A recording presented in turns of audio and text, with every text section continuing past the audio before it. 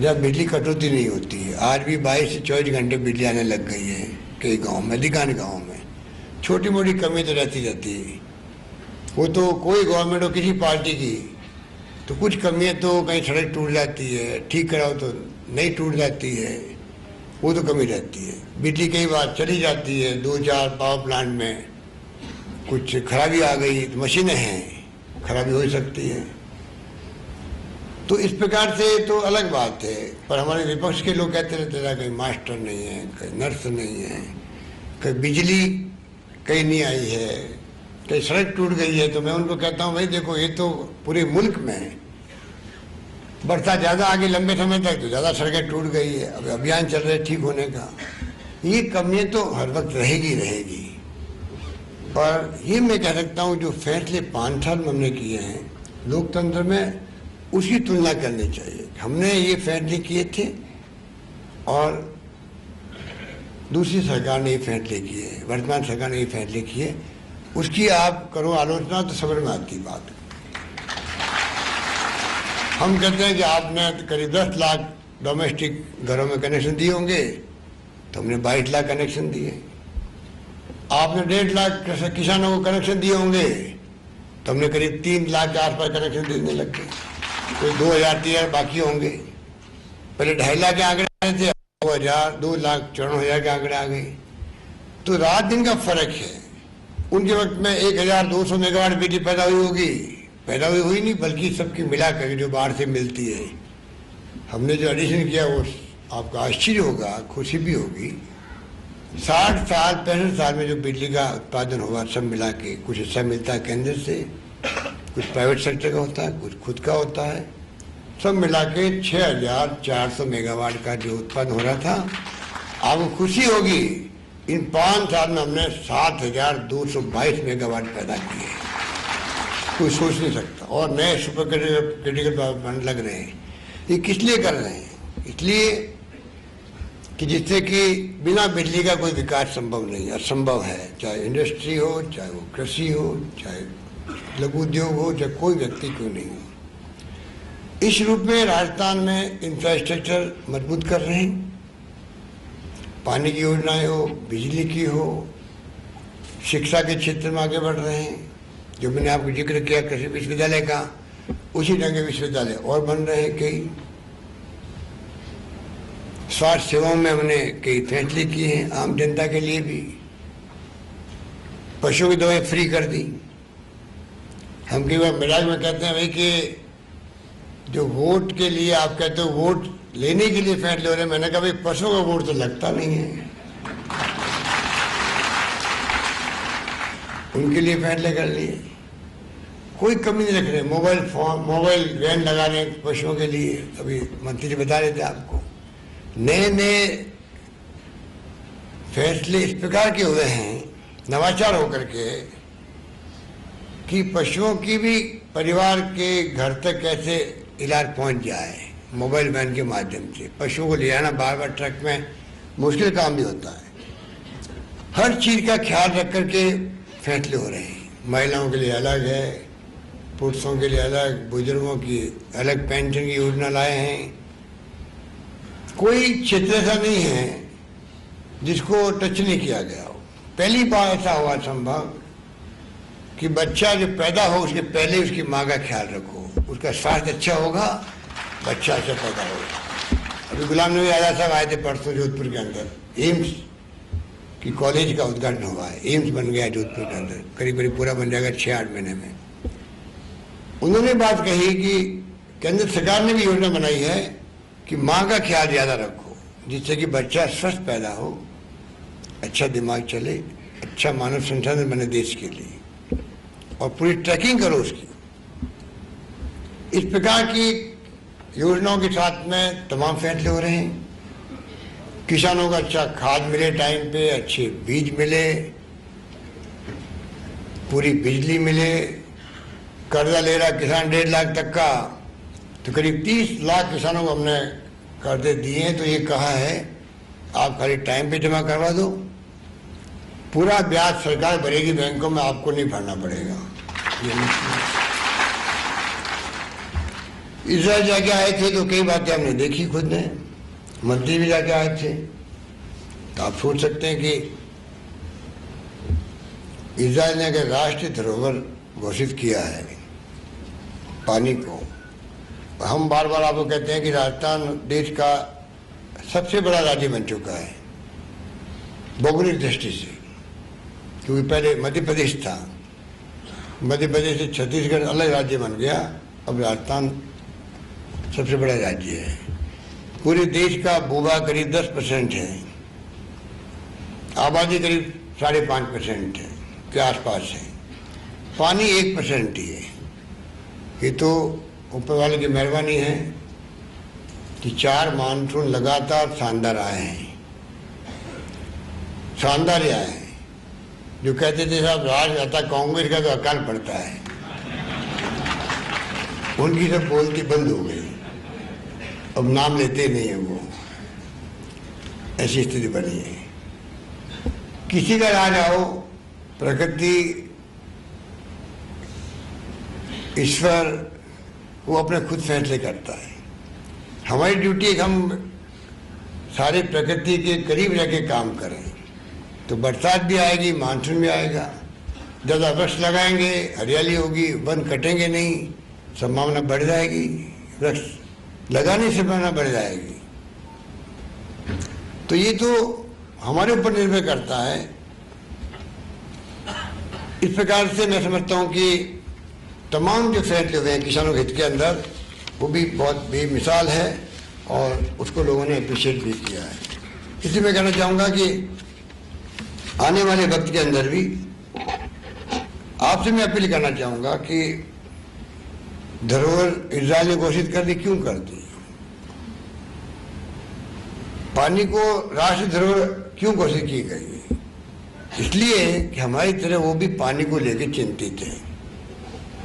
आप यहाँ प्रगतिशील किसान बैठे हुए हैं, बिना आपके सहयोग से संभव नहीं है। आने वाली पीढ़ियों का भविष्य हमें देखना है, वरना वो हमें कभी माफ नहीं करेगी। क्योंकि पानी ऐसी चीज है देश दुनिया के अंदर जो पीने के लिए आवश्यक है, कृषि के लिए आवश्यक है, जिंदगी जीने के लिए आवश्यक है। इसलिए किसी ने कहा था कि 2 तो वर्ल्ड वार हो चुके हैं, विश्व युद्ध हो चुके हैं 2, अगर तीसरा कभी होगा, पहली बात तो होगा ही नहीं तो अच्छी बात है, अगर होगा तो पानी को लेके होगा। तो आप कल्पना करो कि साल पहले ये बात कही गई कि पानी का क्या महत्व है। आप देखते हैं गांव में झगड़े हो जाते हैं कई बार तो पानी को लेके, आपस में अपन लड़ पड़ते हैं, किसान भी लड़ पड़ता है, आपस में पड़ोसी लड़ पड़ता है। तो आप कल्पना करो कि अगर ये बात जो बार बार हर सरकार उठाती है और हम करने का साहस नहीं कर पाते, कभी किसान लोग नाराज हो जाएंगे। कई बार अभी आपको मालूम है 249 ब्लॉक जो है राजस्थान में है, कोई 30-31 ब्लॉक सुरक्षित रहे, खाली बस सेफ रहे, बाकी सब ब्लॉक जो है डार्क जोन में आ गए। फिर भी हम पानी खींच रहे हैं, अलग बात है। जितने नीचे जाते हैं पानी की क्वालिटी बिगड़ रही है, वो पीने लायक भी नहीं रहता है, गुणवत्ता खराब हो जाती है उसकी। इसलिए मैं आपको आह्वान करना चाहूँगा और आपके माध्यम से पूरे प्रदेश के किसान भाइयों को, बाकी को तो हम समझा लेंगे, तो किसान जिसको मैंने कहा ये तो रीढ़ की हड्डी है आर्थिक व्यवस्था की, उनको तो अपना दिखता भाई मेरे नीचे पानी है, कुआं के नीचे, मेरे जमीन के नीचे मैं पानी निकालूं, खेती करूं, पैसा कमाऊं, वो सही बात भी है। पर उनको समझना पड़ेगा कि कैसे हम इजराइल में जो ड्रिप इरिगेशन होती है उसको कोई महरूम नहीं करे सरकार साहब की, पानी को रोक देंगे या कुछ कानून बनाने की बात भी आई असेंबली के अंदर, कई बार बिल आता भी है, रुक जाता वहाँ पर, भाई किसान नाराज नहीं हो जाए, चुनाव आ रहे हैं, उनको क्यों नाराज करें किसान को। हर पार्टी की सरकार यही करती है, पर समय आ गया है कि जो स्थिति है उसमें आपको हमको समझना पड़ेगा कि किस रूप में हम वो तरीके अपनाएं, उसी पानी से ज़्यादा खेती हो सके, या जो खेती अभी हो रही है वो कम पानी में हो सके। अभी जो खेती होती है वो खेती आपकी अगर ड्रिप इरिगेशन हो, स्प्रिंकल हो, बल्कि स्प्रिंकल ही ज़्यादा, स्प्रिंकल में तो 60% सब्सिडी है और ड्रिप इरिगेशन में बूंद बूंद पानी खेती में 90% सब्सिडी सरकार दे रही है। फर्टिलाइजर की अलग से स्कीम, उसके अंदर सिस्टम बना हुआ है, खाद मिलाने का भी अलग तरह का खाद होता है। वो मशीन है, कितनी चाहिए पानी वो खुद बता देती है, कब चाहिए वो बता देती मशीन आपको। तो भाई हम क्यों नहीं उसकी तरफ सोच रखें। मुझे बताया गया कि अभी आंकड़े जो है करीब मेरे ख्याल से 28,000 के आसपास थे हेक्टर में, 28,400 हेक्टर में राजस्थान में होने लग गई है, बूंद बूंद पानी से खेती होने लग गई है। और 70,000 हेक्टर में स्प्रिंकल से नर्मदा का पानी आया, कंपल्सरी कर दिया गया वहाँ सांचौर में, बाड़मेर में, कि सबको स्प्रिंकल ही अपनाना पड़ेगा वहाँ पर। और स्प्रिंकल की खेती में देश में आज राजस्थान सबसे नंबर 1 पर आ गया है, ये भी मैं कहना चाहूँगा। इसलिए मैं कॉन्फ्रेंस में गया, अभी इसी दुर्गापुरा के कैंपस में ही 2 महीने पहले आया था मैं। तो वहाँ पे बात चली कि जब हम लोग बड़े बड़े साइंटिस्ट भी आए थे, डी.वी. गुप्ता जी ने और गोयल साहब ने ऑर्गेनाइज करी थी उसको, कि अगर पानी कम पानी जब जड़ों में चाहिए जितना पानी चाहिए फसल को, जिस तरह की फसल है उस जितना जरूरत है उतना ही पानी यूज है, उसको ज़्यादा पानी बर्बाद जाता है और खेती भी खराब होती है जो आपको मालूम नहीं पड़ती। बूंद बूंद पानी के जितनी जरूरत है उतनी पानी डालेंगे, एक तो जो दाना होगा, फसल होगी, उत्पाद होगा, उसकी गुणवत्ता बढ़ जाएगी, अच्छी क्वालिटी का हो जाएगा वो। और दूसरा उस पानी का जो है रकबा बढ़ जाएगा। तो पानी की बचत होना, ज़्यादा पैदावार हो जाएगी। कम पानी डालने से ज़्यादा पैदावार होगी, अच्छी क्वालिटी की होगी। अब ये बात लाखों किसानों को समझाने का काम खाली सरकार अकेले नहीं कर सकती है। विज्ञापन देने से काम नहीं चलता है, किताबें पढ़ी रहती है, कोई पढ़ता भी नहीं उस किताब को भी। ये तो जब तक जन आंदोलन नहीं बने कि आने वाली पीढ़ियों का हमारा भविष्य जो है, हमारी ड्यूटी है कि हम उन पीढ़ियों का ध्यान रखें जो आने वाली पीढ़ी हमारी अपनी है। उस रूप में आप खुद आगे आकर के ये माहौल नहीं बनाओगे, तब तक सरकारें फैसले नहीं कर पाएगी। लोकतंत्र में जनता का जनमानस उस रूप में बनना आवश्यक होता है। इसलिए मैं इस मुबारक मौके पर 5 बार सम्मान समारोह हो रहा है, तो मैं आह्वान करना चाहूँगा कि हमें इस दिशा में सोचना चाहिए। आप लोगों के संगठन बने। आजकल तो सिंचाई के वर्ल्ड बैंक जब कर्जा लेते हैं, सिंचाई की समिति बनती है, स्प्रिंकल खेती हो रही है, वहाँ समिति बन रही है। तो क्यों नहीं हम लोग, जो आप लोग अपने संगठन बने हुए हैं और बना सकते हैं, एनजीओ बना सकते हैं, क्योंकि आपने एक अपना हुनर दिखाया है, इसीलिए आप प्रोग्रेसिव किसान के रूप में यहाँ पर मौजूद हैं। आपकी सोच और हो सकती है, प्रोग्रेसिव हो सकती है। आप उस रूप में नई नई तरह की ईजाद किए, फसलें भी किए, उपकरण भी किए, मैंने देखे हैं। सब कुछ आपने झोंक दिया है, जिंदगी में एक अनुभव आपने प्राप्त किया है। आपके ऊपर मैं समझता हूँ ये जिम्मेदारी बनती है, आप अपने भाइयों के लिए किस प्रकार से उनको संदेश करें, किस प्रकार से उनको समझाएं। और सरकार जब इतने विश्वविद्यालय खोल रही है, कॉलेज खोल रही है, 10% रख रही है उसके अंदर, तो आप समझ सकते हो कि किस रूप में हम डीजीए बनाने वालों को 3 लाख रुपये सरकार देती है, स्प्रिंकल खेती होने लग जाए, ड्रिप खेती होने लग जाए। तो सरकार इस रूप में जब फैसले कर रही है, और तो और 150 रुपये प्रति क्विंटल का बोनस दे दिया गेहूँ के लिए, जो किसी राज्य में नहीं था पहले। इसलिए मैं आपको निवेदन करना चाहूँगा, कृपा करके इस बात को आप गंभीरता से लें। और सरकार तो किसानों के लिए उनके साथ में खड़ी है, क्योंकि मुझे याद है कि पाला और शीतलहर पे कोई मुआवजा मिलता नहीं था।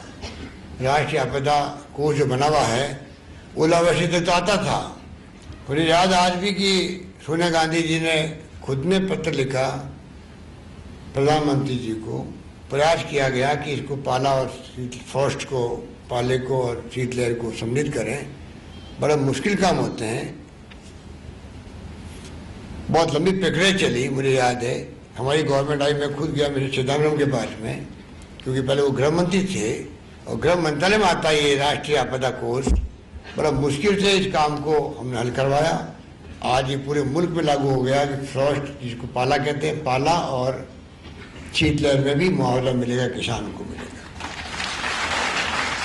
आज़ादी के बाद पहली बार जब कृषि मंत्री जी गए थे बुड़क साहब दिल्ली के अंदर, ये बात करके आए पवार साहब से, और आपको शायद एहसास इस बात का होगा कि कभी भी खरीफ के अंदर कोई फसलें खराब होती थी तो अकाल के काम खुलते थे, चारे का प्रबंधन करो, पीने के पानी का ट्रांसपोर्टेशन करो, ये बातें तो होती थी, रात के काम खुलते थे। पर इनपुट सब्सिडी, आदान सब्सिडी, कि भाई उस आदमी ने खेत बोया है, बीज खराब हो गया है उसका कभी मुआवजा नहीं मिलता था। पहली बार 860 करोड़ रुपए बुड़क साहब लेके आए दिल्ली से, और पवार साहब ने मंजूर किए। इन्होंने आके मुझे पूरी बात बताई, मैंने उसको परस्यू किया, दिल्ली के अंदर फैसला करवाया, और वो किसानों को मिला। लघु और सीमांत को ज़्यादा मिला, उसके बाद में बच्चे किसान को मिला। पिछली बार 12 जिलों में ये स्थिति बन गई थी अकाल की। वैसा अकाल नहीं था, फिर भी पैसेज में था, तो करीब 600 करोड़ रुपये और बांटने का हमने फैसला किया। इस रूप में सरकार ने किसानों को, कृषि को, पशुपालन को, और इसीलिए पशुपालकों को हमने अभी जो 2 रुपये प्रति लीटर दूध के जो बोनस दिया है, ये तो आज तक कभी सुना नहीं होगा आपने। सब पशुपालक बहुत खुश है। डेयरी उद्योग हम चाहते हैं कि मजबूत हो राजस्थान के अंदर। पशुपालकों का भी सम्मान करने का हमने निर्णय किया हुआ है। इस रूप में वो भी सम्मानित होने लग गए हैं।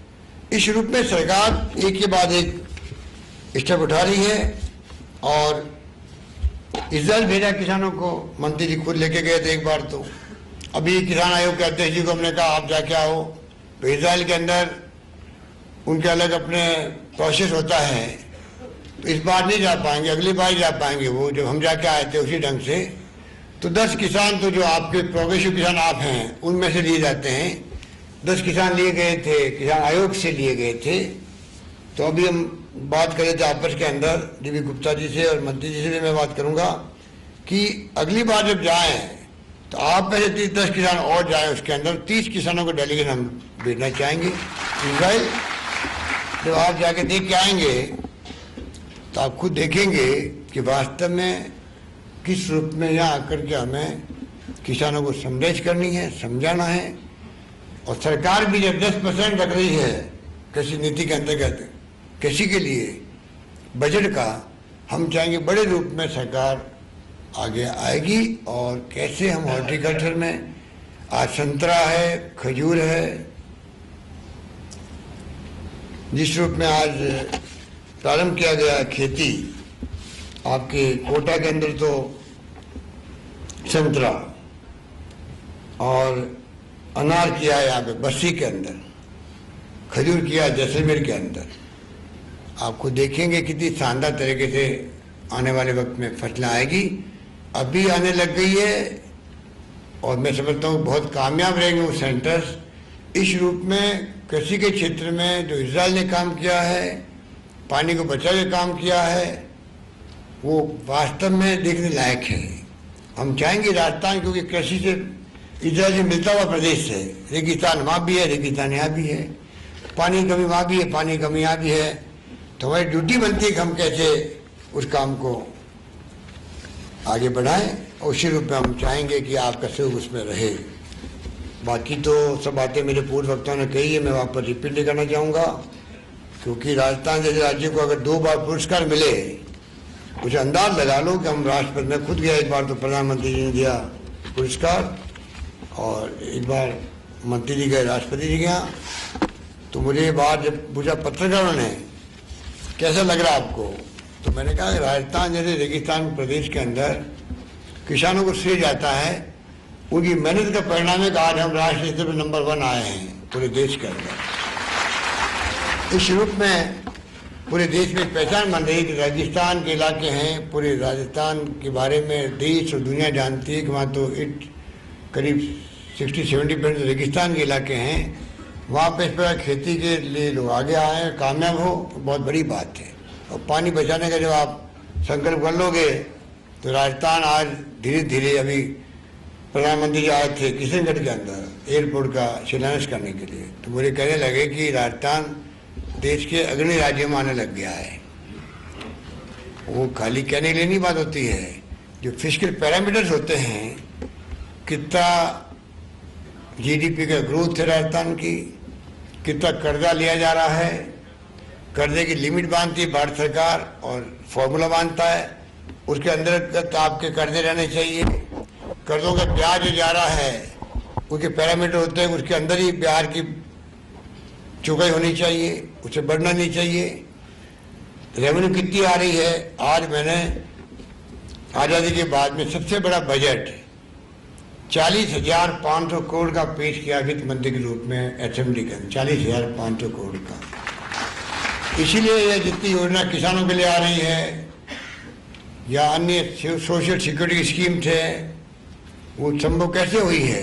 1 रुपये किलो गेहूँ दे रहे हम लोग 4 साल से राजस्थान में, जो उत्तर भारत में एकमात्र राजस्थान राज्य था, कैसे संभव हुआ। अब तो भारत सरकार ने फूड सिक्योरिटी एक्ट बना दिया, 50 लाख परिवार APL BPL को और जुड़ेंगे उसके अंदर, जिसमें 1 रुपये किलो बाजरा और मक्का, 2 रुपये किलो गेहूँ और 3 रुपये किलो चावल मिलेंगे। तो आप सोच सकते हैं कि राजस्थान में जो पानी की बड़ी बड़ी योजना, नागौर में 3000 करोड़ की योजना सोनिया गांधी जी भी आई थी, power plant, super critical power plant Chhapra के अंदर और सूरतगढ़ के अंदर बन रहे हैं, 12-13 हजार करोड़ के होंगे वो। मेमो कोच फैक्ट्री आ रही है, वो कहते केंद्र की होगी वो, तो बाकी आज रिफाइनरी आ रही है राजस्थान में। तो चारों ओर जो आप देख रहे हो, मेट्रो आ गई जयपुर के अंदर, शिलान्यास हो गया आगे के लिए अंडरग्राउंड मेट्रो के लिए। तो ये पैसा जो राजस्थान सरकार कहाँ से लेके आई है, ये तमाम बूंद बूंद से घड़ा बढ़ता है, डायरेक्टली इनडायरेक्टली आप सबकी हिस्सेदारी उसके अंदर है। उस रूप में आज हम लोगों ने जो निश्चय किया, जो फैसले किए, जिस प्रकार से टैक्स भी होता है तो उसके लिए प्रोसेस सिंपल किया, कंप्यूटर लग गए आजकल, तो घर बैठा हुआ आदमी, व्यापारी, उद्योगपति जाने जरूरत नहीं सेडेक्स का ऑफिस में, वो गया जमाना, घर बैठे हुए वो कंप्यूटर में ई-फाइलिंग करे, रिटर्न जो शिकायत होती पैसा मांगता मुझसे, वो भी खत्म अपना आप ही, लीकेज कम हो गया। सब मिला करके ये पैसा रेवेन्यू इकट्ठा हो रहा राजस्थान के अंदर, जो पहले 4,000 फिर 6,000 फिर 10,000 करोड़ के होते थे पहले बजट, आज 40,000 करोड़ का बजट पेश हुआ है। और 5 साल की योजना जो है, पिछली गवर्नमेंट वक्त में 71,000 की मंजूर हुई थी, गवर्नमेंट चली गई वो 1.5 साल के बाद में। हमारी गवर्नमेंट आने के बाद में हमने बढ़ाया बजट, उसका भी 24,000 करोड़ बढ़ाया, उसका बजट भी हम लोगों ने उस वक्त में। इस बार हम लोग जो है 71,000 करोड़ की बजाय 1,96,000 करोड़ का 5 साल योजना प्लानिंग कमीशन मंजूर करवा कर लाए हैं। उसी के अंतर्गत ये 40,500 करोड़ का बजट पेश इस बार हुआ है और असेंबली में डिस्कस होकर पास हुआ है। उसी के अंतर्गत तमाम योजना जो लागू हो रही है अब, वो उसके अंतर्गत हो रही है, क्योंकि असेंबली में बजट पेश हुआ है, पास हुआ है। हमारी जिम्मेदारी बनती है कि हम उनको लागू करें और लागू कर रहे हैं। और मुझे कहते खुशी है कि बहुत शानदार तरीके से जो हमने वादे किए थे आपसे 5 साल पहले मैनिफेस्टो के माध्यम से, अंत में मैं कहना चाहूँगा कि हमारी एकमात्र सरकार है देश के अंदर, राजस्थान सरकार, जो वादे करती है जनता से। मैंने अनुभव किया, चुनाव के बाद में मैनिफेस्टो को कोई पूछता ही नहीं है, जनता ही भूल जाती है और राज करने वाले भूल जाते हैं। हमारी गवर्नमेंट पहली गवर्नमेंट है जिससे मैंने पहले जो मुख्यमंत्री बना मैं 98 के अंदर, तब मैंने उस बजरी कॉपी को ले गया, मैं कैबिनेट के अंदर नया नया था, मैं खुद ही मुख्यमंत्री पहली बार बना था, और मैंने कहा चीफ सेक्रेटरी साहब को, ये वादे करके हमारी गवर्नमेंट बनी है और 2-3 नहीं 3/4 बहुमत से, इतिहास में कभी भी नहीं हुआ 3/4 बहुमत, 200 में से 156 लोग जीत के आए थे हम लोग। हमने कहा ये वादे करके आए हम लोग, ये सरकार की कार्य योजना ही होगी जो हमने लिखा इसके अंदर, बाकायदा कैबिनेट में फैसला करवा करके और उस कैबिनेट के फैसले के बाद में कम पड़ गई, कॉपी कम पड़ गई, तो नहीं छपाई गई और छपा कर CS चीफ सेक्रेटरी ने तमाम अधिकारियों को, कलेक्टरों को, सबको भेजा गया। ये फैसला कैबिनेट का हुआ है। वही प्रयोग हमने इस बार भी किया है कि वो बजट जो बना हमारा, हर बजट, क्योंकि वो फैसला वही किया कि मैनिफेस्टो को हमने पास करवाया कैबिनेट से, तो बड़ी खुशी है इस बात कहते हुए अधिकारियों ने मेरी भावनाओं को समझा और बजट जब बनते गए, पांच बार बजट बने हैं, उसमें जो लिखा हुआ था उसके अकॉर्डिंग टू हर विभाग ने प्रस्ताव किए फाइनेंस को। इसीलिए डिस्कशन जो मेरे साथ हुए होंगे और हमने बजट पेश किए हैं, अब जाके जो हमारी कमेटी बनी होती है हाईकमांड की, वो मॉनिटर करती है बाकायदा हमारे मैनिफेस्टो में हमने कितने काम किए, कितने काम नहीं किए, हमारी परफॉर्मेंस देखी जाती है। अभी 3 दिन पहले मीटिंग हमारी हुई, मुझे कहते गर्व है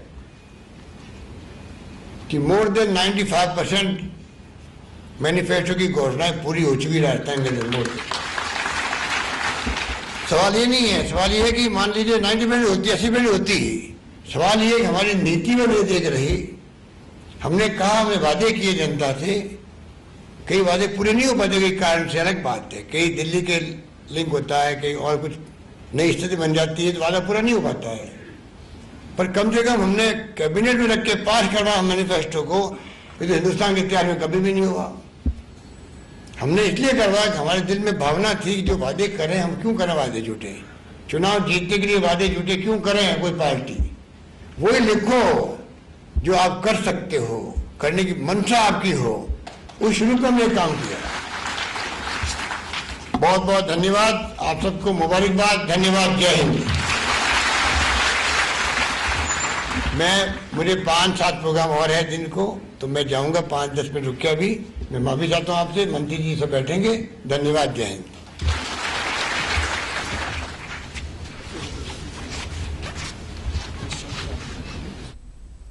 चलिए इसी तस्वीर, स्वागत है आप सभी का ईटीवी न्यूज में। मैं हूं स्वप्निल। इस वक्त आपको सीधे ले चलेंगे राजधानी के योजना भवन, जहां पहचान वेबसाइट लॉन्च हुई है।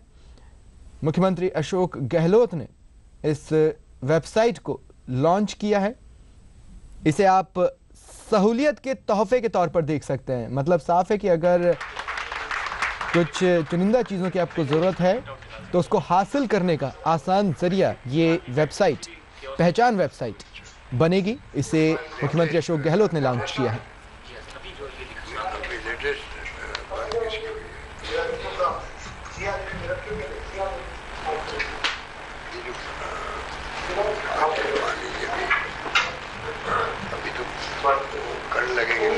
लेटेस्ट तो नहीं होगा, 3 तारीख का निकालना है। हाँ सर, ये 3 तारीख का जो आज पंजीयन कराने आए हैं, निकाला जैसे आज निकालना है सर। 25 को जो बर्थ हुई है उसका भी पंजीयन को आज से स्टार्ट हुआ है ना, आज स्टार्ट हुआ है। चल वाला कोई कुछ डिजिटल साइन कल से 7 कौन करेगा, वो जो हमारे 11:30 जो किसी को आपने परमिशन ले ली, परमिशन, हाँ परमिशन ले ली, सब ले ली, गवर्नमेंट ऑफ इंडिया से, हाँ डायरेक्ट से ले ली। वो डिजिटल होगा। हाँ सर, पूरा 100% डिजिटल।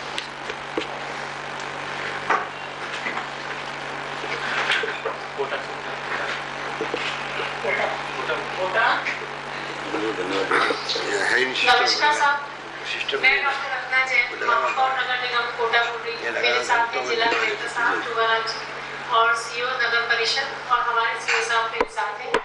और मैं सबसे पहले मुख्यमंत्री जी को बहुत बहुत धन्यवाद देती हूँ इस वेब पोर्टल पहचान के लिए। यहाँ से वापस वीडियो कॉन्फ्रेंस नहीं है ना, अभी है राजस्थान सरकार को और NIC को बहुत धन्यवाद देती हूँ कि हमें पहला निकाय बनने का गौरव प्रदान हुआ। हमने सब सर्टिफिकेट्स बनाए हैं, 12 जन्म सर्टिफिकेट्स हैं और 5 मृत्यु के सर्टिफिकेट्स हमने बनाए हैं, जो हम अभी देने जा रहे हैं।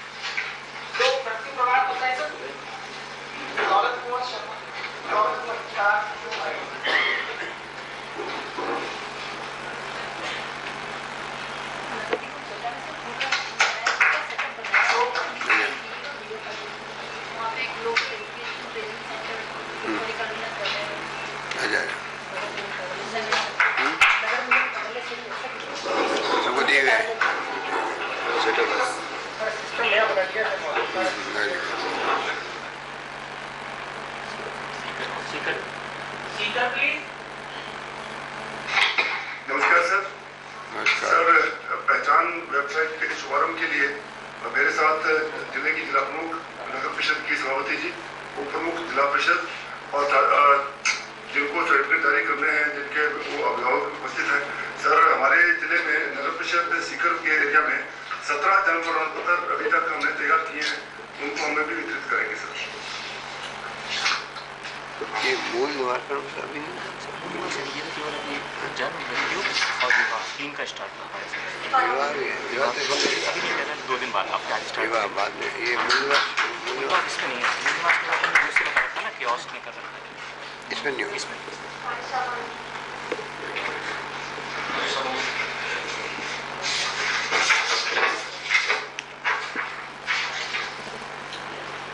जहाँ पर अपने राजीव गांधी सेवा केंद्र है जी हाँ, वहाँ मूल दिवस पर हाँ। वहाँ ये नहीं होगा। वहाँ ये इंटीग्रेटेड ये नहीं इंटीग्रेट कर दिया सर।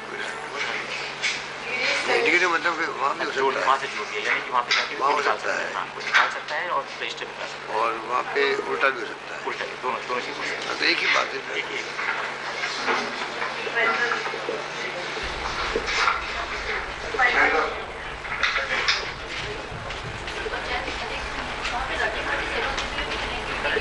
टीवी निकल नहीं मूल निवास प्रमाण पत्र जो है वो वहाँ होता है अभी राजीव गांधी सेवा केंद्र में। नहीं वहाँ पे कॉमन सर्विस सेंटर बने हुए हैं तो वहाँ लोग देते हैं वो मूल निवास। नहीं डिजिटल सिग्नेचर से वो लोग तहसील मंगाते हैं वहाँ पर।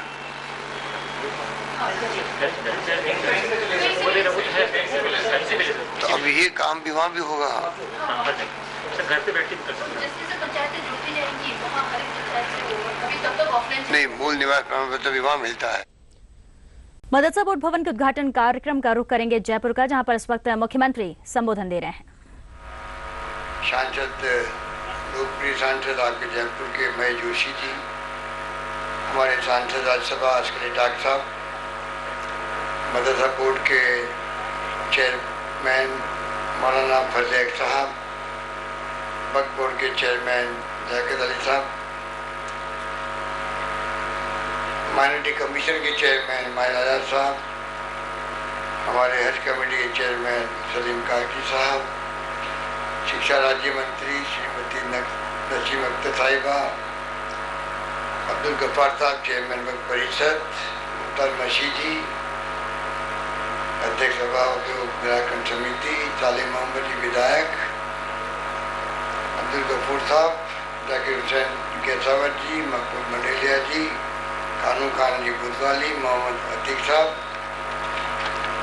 हबीब रहमान नियाज जी, मौलाना रफत अहमद साहब, अब्दुल कयूम अख्तर साहब और अब्दुल अजीज मंसूरी, निजामुद्दीन कुरैशी, अन्य तमाम उपस्थित हजरात, उपस्थित बुजुर्गों, भाइयों और बहनों, नौजवान साथियों, आज हम सबको सुकून मिल रहा है कि यहाँ पर मदरसा बोर्ड का भवन बनके तैयार हो गया और करीब 1.5 साल पहले ही इसकी संगी बुनियाद रखी गई थी। 12 मई को और बहुत कम अरसे के अंदर एक शानदार मदरसा भवन का बिल्डिंग बना। हम सब दोबारा मिल जाए यहाँ पर। उस वक्त भी आप में से अधिकार लोग आए थे। आज फिर एक मुलाकात ऐसे वक्त हो रही है कि बहुत मुबारक मौका है। मेरे पूर्व वक्ताओं ने कई बातें आपसे कही, उन बातों को आप पर रिपीट नहीं करना चाहूँ। ATV न्यूज में फिलहाल इतना ही, दीजिए इजाजत।